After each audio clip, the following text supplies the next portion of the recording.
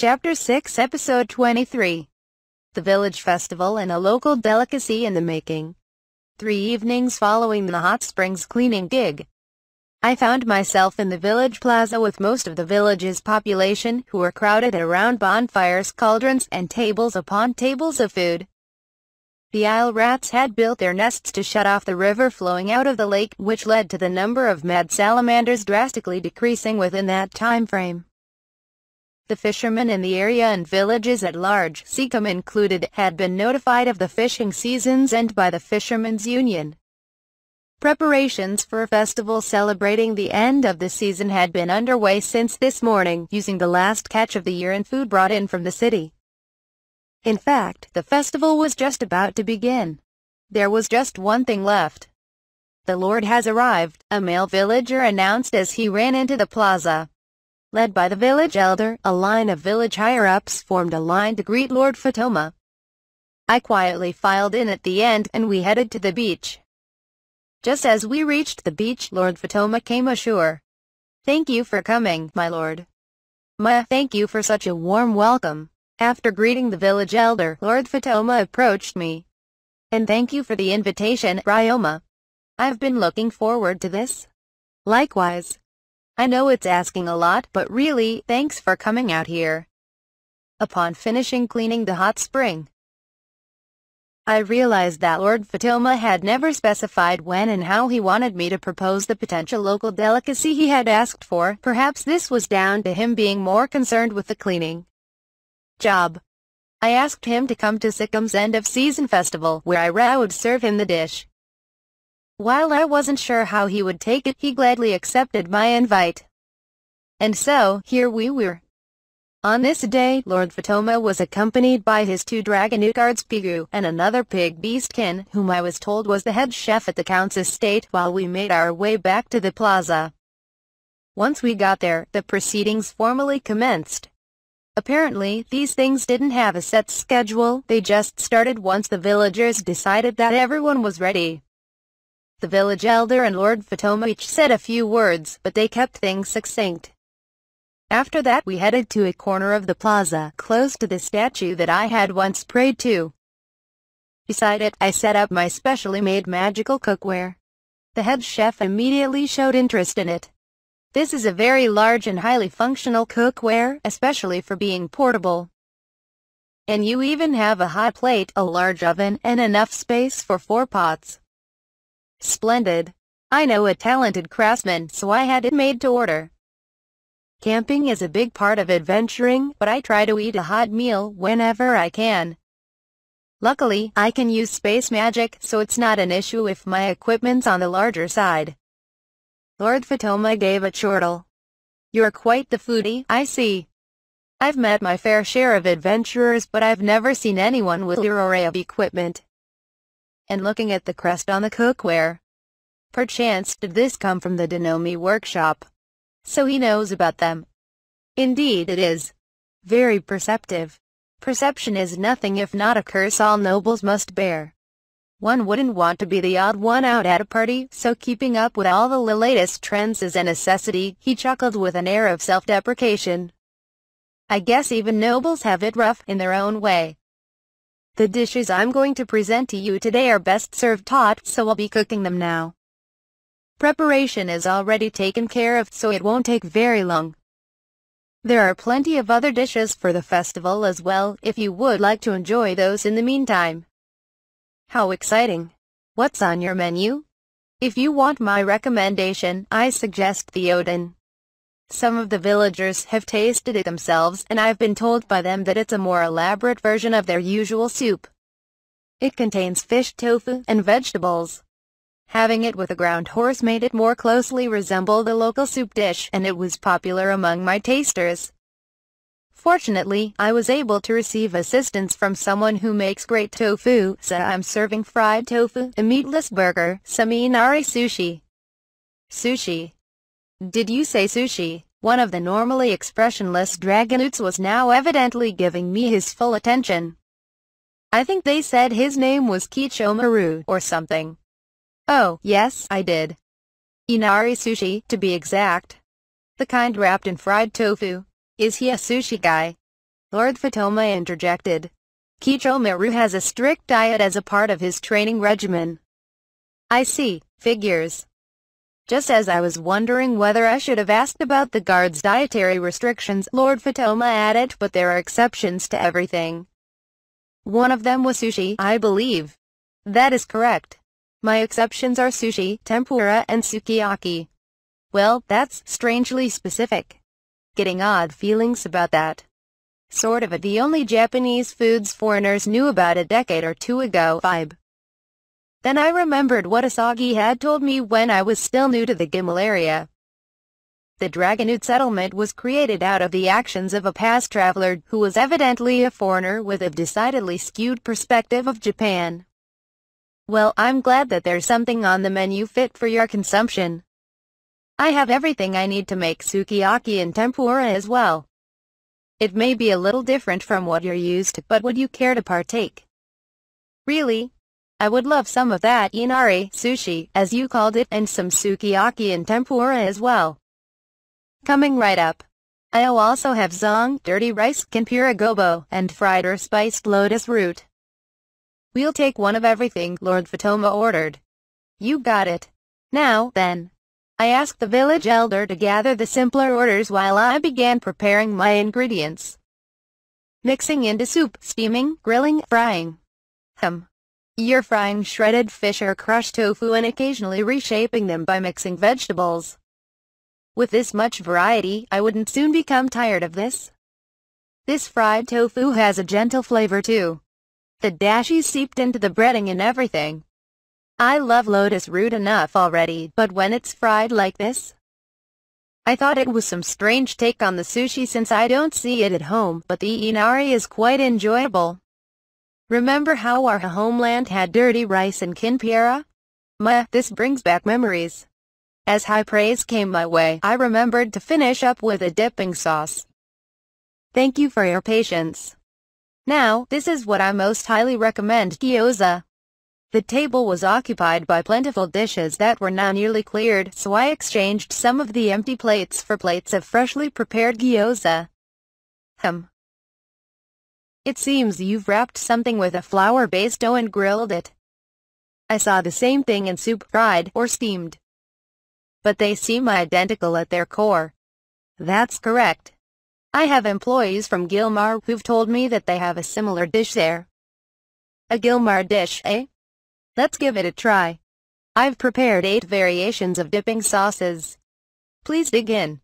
Lord Fatoma and his attendants each plopped a gyoza into their mouths. Hot but delicious. Indeed. One bite of the grilled gyoza and the meat just about melts in your mouth. It makes for a wonderful combination with the soup. Great texture as well on the fried ones. The group continued to compare the variety of gyoza, which were well received, except by Lord Fatoma, who looked a bit disappointed. I wasn't surprised, seeing how I'd only prepared ordinary gyoza. It is delicious. But it won't be a local selling point, will it? The gyoza is made up of pork and vegetables wrapped in flour. Rice flour for the steamed gyoza. Unfortunately, almost none of the ingredients are sourced locally. We have a decent importation infrastructure right now, but we can't push this as a local dish if it's made entirely of imported ingredients. You, of all people, should know that. You're telling us to make a gyoza with different ingredients. Lord Fatoma took the words right out of my mouth. Indeed. I only intended to make suggestions for today, and I prepared these gyoza as a sampler of this simple yet versatile dish. Versatile? First of all, as you said, gyoza uses a flour-based wrap to enclose other ingredients. It was pork and vegetables today, but you can have various other ingredients and as many of them as you like. The wrap can be made from any powdered grain as well. For example, I've used rice flour for the steamed and soup gyoza. That was just my preference, but I wanted to show that there are at least 2 choices when it comes to wraps. There are 4 different ways to cook them: boiling, grilling, steaming, and frying. I was already able to prepare 8 different sauces. Even ignoring the infinite combination of ingredients inside the gyoza, that's 64 combinations in all. You can also enjoy them neat without any sauce and combined with a variety of ingredients. Very intriguing. The variety is practically limitless. That was my thinking. So I had some of the villagers prepare some gyoza of their own. What? I gave the village elder a glance and he swiftly came right up to us. My lord, members of our villages have these gyoza ready. It would be a privilege if you could taste them. How kind of them. I would love to. A line quickly formed. Each village are bringing their own gyoza concoction. First was an elderly woman bowing to Lord Fatoma as her grandchild supported her. Lord Fatoma ate the gyoza. A gyoza and horse soup. Very soft and warm. Thank you, my lord. My husband and I are too old for harder foods now. I thought it best to use familiar flavors. The second in line was a burly fisherman who was clearly intimidated. I almost never do anything in the kitchen, but I hope you appreciate it. Ha ha ha. It's not as shapely as some, but this grilled gyoza is quite tasty. Thank you, my lord. My wife's expecting, so I wanted to make something energizing. Third came a portly woman, who seemed more confident in her cooking than the rest.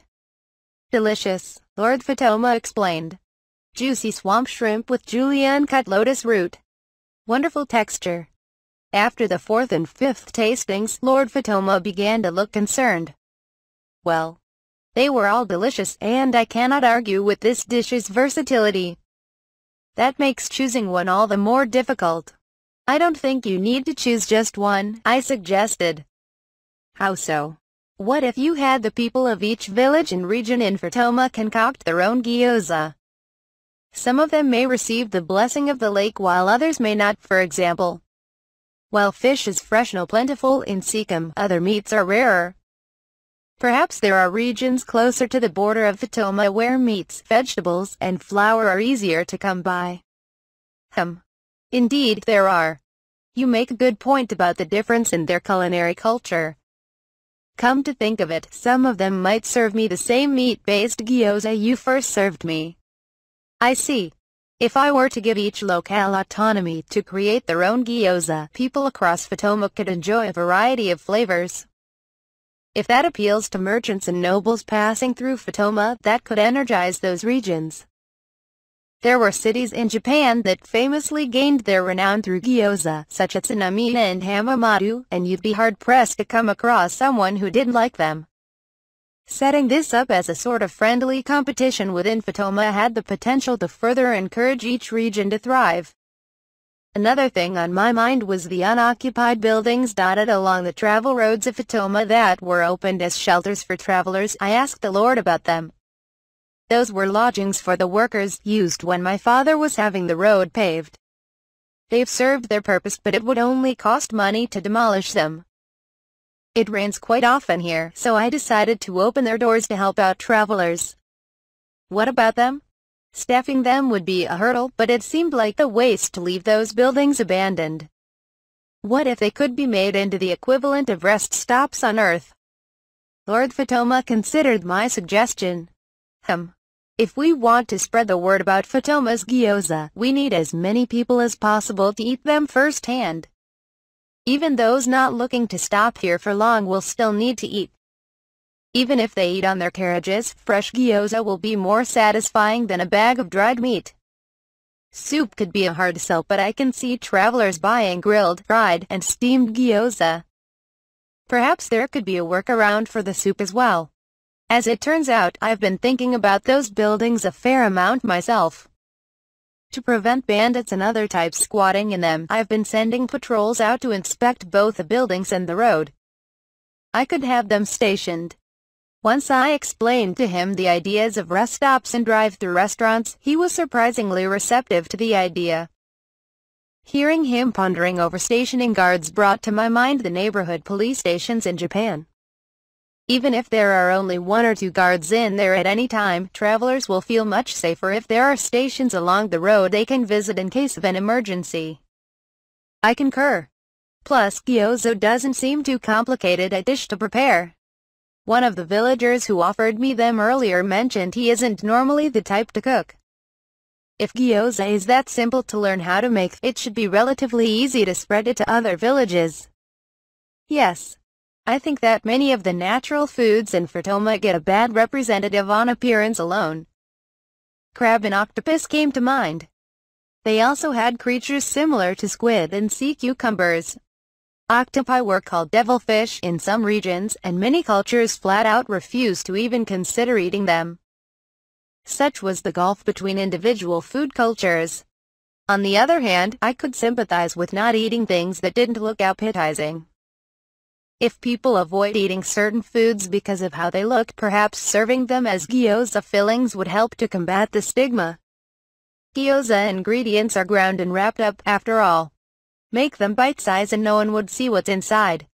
Ha ha ha ha ha! Lord Fatoma broke into laughter that culminated into another porcine snort. This garnered the attention of the villagers, but he continued talking, unbothered. Very interesting, indeed. I can tell you've put a lot of thought into this. Many chefs and home cooks have sent me their recipes, but you're the first one to consider how to market the dish. Of course, I've only advertised for a recipe. When I asked you to consider this, I didn't expect you to give me such a well-thought-out solution, especially for someone your age. This may be embarrassing for you, but I dare say that you live up to your reputation as the barley tea sage. Or the barley tea and gyoza sage, perhaps? It seemed I was rapidly becoming a summertime staple. As practical as ever, Lord Fatoma continued. There are issues on my end with logistics and whatnot, so I can't make a decision tonight, but your proposal deserves serious consideration. Your idea has a great deal of merit to it. Thank you. You are too kind. I was only able to make this suggestion because we went to the hot springs the other day. Otherwise, I would have served you a hot pot with local fish and tofu. Oh. I would certainly love to try that as well sometime. Still, I remember our prior conversation. Would you mind sharing your thoughts? The biggest factor was that handwritten map. It was the only non-necessity in that cottage. Anyone who's tried it knows that drawing a map is harder than it looks. Of course, drawing a little map of a neighborhood was one thing, but drawing an entire territory, including the main roads and topography, on the other hand. Only someone who knew the land like the back of their hand could do that. I never could have done it myself, at least. Even if the previous Lord Fatoma knew the land well as part of his job, I figured there might have been some reason or significance in hanging the map in such a private retreat. Something I only discovered because of the details in the map was that the mountain with the hot spring was one of the few mountains in the territory, and the tallest one at that. So, the summit of that mountain was the best spot to oversee most of Fatoma. Considering how he had his grave built there, I could only imagine how much the previous lord treasured Fatoma and its people. Looking at the map, I had only traveled a small portion of the roads in the territory, which made sense since I'd gone directly to Sikkim for mad salamander hunting. I hadn't even made so much as a detour on the way. I'd only knew about other hot springs in the territory because Pigu mentioned them to me while we were looking at the map. I'd had a wonderful time in Sikkim, but it seemed like Fatoma had so much more to offer that I didn't know about yet. I started looking at this request in a different way. I didn't know enough about this land to come up with a local delicacy, so I'd only had to ask people with that knowledge to cook the dish. Considering the point of creating a local dish in the first place, I eventually thought of gyoza. But I was so caught up in my thoughts that I caused quite a stir within the village. How so? I was thinking about this at the hot spring, and I spoke to you before we left. When you invited me to the festival, you didn't. All I could do was ask the villagers for forgiveness. I, an outsider, had decided without their permission to invite their lord. There was no way they could uninvite him either. I still felt kinda bad about it. I even asked the villagers to make their own gyoza so I could present them to Lord Fatoma. I felt so bad about manipulating everything the way I did that I ended up trying to help out around the village as much as I could, which seemed to surprise the villagers. You have a one-track mind. True. I'm just lucky the villagers were so accepting. My eyes drifted over to the village elder, to whom I gave a bow. We were surprised at first, the elder explained, but having our Lord at the festival is a terrific honor. Besides, all of us owe the previous Lord a great deal, especially old codgers like myself, so we were glad to be of assistance. You even donated expensive beef for the festival and set up some sort of magical barrier to keep the plaza warm. No one took offense to any of it, so I say we should just enjoy the festivities together. My lord and company, there are still plenty of dishes to be had. Please, enjoy the festival to your heart's content. I really couldn't thank them enough. Well, it's nice to see everything worked out, Lord Fatoma said. By the way, there's a boy who's been watching us for quite some time now. I think he wants to talk to you, Ryoma. What? I turned in the direction the Lord was pointing to find Nikki, who was now flustered by the numerous sets of eyes directed at him. I quickly waved him over to dispel the tension. This is a friend of mine. He's proven to be of great help with all the preparations as well. Is that so? Lord Fatoma turned to Nikki. What is your name? Nikki, my lord. Well, Nikki, thank you for all of your wonderful help. Thanks to you, I've tasted many delicious dishes. Oh really? Nikki chuckled, looking nervous for once but happy. We've got a lot more good grub where that came from. Right, slime guy? What? That took me completely off guard. More, you say? What's he on about? I've already served all of the dishes we prepared. That thing, remember? Nikki insisted. You were doing all those experiment things with that new evolved slime. You mean the ash-smoking one? One of my slimes, which had eaten ash, had newly evolved sometime during the past 3 days. I'd found it in my charcoal oven a while back. It just fed on ash day after day without doing anything much of note. Until it helped itself to the ash discarded from the hearths throughout the village and evolved into an ash slime, as one would expect. Incidentally, its stats were as follows. Ash slime. Skills. Disperse 3, Condense 3, Absorb moisture 5, Dry out 5, Disinfect 3, Consume 1, Absorb 2, Split 2. The ash slime was the driest slime I had ever encountered, resembling a powdery pile of ash. That explained the Disperse, Condense, Dry out, and Disinfect skills. It kicked up ash every time it moved and whenever there was a breeze, but the particles returned to the pile on their own. Additionally, it didn't drink water like other slimes. Well, it did drink some water, but it seemed to need drastically less hydration than my other species, so it was content with the moisture from the air and the ground alone. In fact, it apparently couldn't handle large amounts of water at all. It could use its dry-out skill to deal with excessive moisture, though, so it wouldn't have a problem unless someone kept dousing the thing with water or threw it into a lake or something. In fact, I was wondering if its absorb moisture skill could come in handy like a dehumidifier. In addition to that, I had come up with ash smoking as a use for it. At some point during my time on Earth, one of my coworkers had gotten me fish which had been smoked under volcanic ash. But my ash slime had been consuming ashes from wood, not from a volcano, and I had only made some fish the same way as an experiment. I couldn't make any certain claims about the taste. Alas, Lord Fatoma was already staring at me with blatant curiosity. Now, I'll warn you, I can't guarantee it'll be any good. What? You said they tasted great. Not just the ash-smoked fish, but the eel, sea roof, and puffer fish too. What the hell? How does he? I saw you sneaking out the non-parasitic fish from the haul we got from the processing plant. Figured you were using it to feed the slimes. Weren't you doing that today? You saw me? Those were 3 fish that were not eaten around here on account of being poisonous. I had secretly been testing a hypothesis, wondering whether I could fillet them properly through appraisal and the help of a poison slime, and whether I could safely consume it afterwards. And here I thought no one had been watching me. Hey. If you think you can slip away from the eyes of Sickham's best prankster, you've got another thing coming, slime guy. You little. Oh, never mind. Eventually, I explained everything to Lord Fatoma. Are you still interested? Of course. If a fish discarded for its poison could be cooked safely, we will have more food to go around.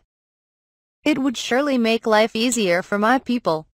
I wish to seriously consider every insight you have to offer, and if possible, I would love to taste them. Likewise, the village elder muttered. Back in the city, I had procured plenty of the ingredients and seasonings necessary, including Japanese ones like miso and soy sauce to appease the dragonoots. At this point, I had no reason to refuse. Very well. I'll use appraisal to make sure there is no poison whatsoever. I understand that these dishes are experimental, but I'd be glad to taste whatever you have. I procured the necessary ingredients from my dimension home and took the head chef up on his offer to help me prepare a smorgasbord of ash-smoked barramundi, tempura rockfish grilled and marinated eel, pufferfish sashimi, pufferfish soup, and pufferfish fin sauté. After the tasting, I was curious how it would taste after cooking in ash butt. May I have another? This is delicious. Crunchy on the outside, yet fluffy on the inside. Simply exquisite. It would be a waste to turn up my nose at this. I would love another rockfish, some vegetable tempura, and something else. Amazing. There's no bones or smell to any of it. What sorcery is this? Pigu, the glazed one, is even better. The elegance of the soup and the aroma of the sake pair perfectly with it. To think we have ignored such delectable food out of fear of being poisoned. The properly processed eel, rockfish, and puffer fish were well received too. But there was one problem. I'm out of the ash-smoked fish. Tempura platters up. I leave the eel in clean water for at least 3 days before cooking, so all the mud seeps out. And it had a lot of bones, so I did a process called bone splitter when filleting it. Save the explaining for later, Ryoma. Next dish please. Right. Oh, but one more thing. Puffer fish may be delicious, but you always have to be careful with the poison. I will keep it in mind, Lord Fatoma answered. I had to concentrate fully on the cooking for now, and I had good reason to. Hey, can we taste that ash-smoked thing? One pufferfish sashimi, please. Send some tempura my way. Any more eel over there? Many of the villagers had crowded the area, drawn in by the smell, especially from the marinated eel. With Lord Fatoma's permission to forego formalities, my portable magic kitchen had become no less bustling than a downtown food stand at rush hour. Ha ha ha. This is great. These little buggers always chew up our nets. But from next year on, we'll be the ones chewing them up. More booze over here. Bring over whatever you got. I'm running out of ingredients. We're out of puffer fish. The last rockfish is going in now. How about the eel? I still had some for now, but it seemed it wouldn't last very long. Just as I considered chopping them into rice, I realized I had some meat gyoza left over, so I fried up my excess rice to pair with it.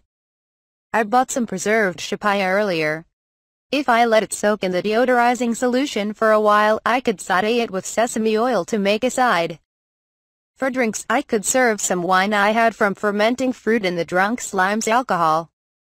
Heck, I could even try making some cocktails. Hey, we got some extra food over there. You want it? Yes, thank you. Made to the rescue with extra food. I still have time to dance. I was feeling weirdly hyper and elated, maybe because of the electric air of the festival, but it was a lot of fun cooking and serving as much food as I could as the evening darkness grew nearer.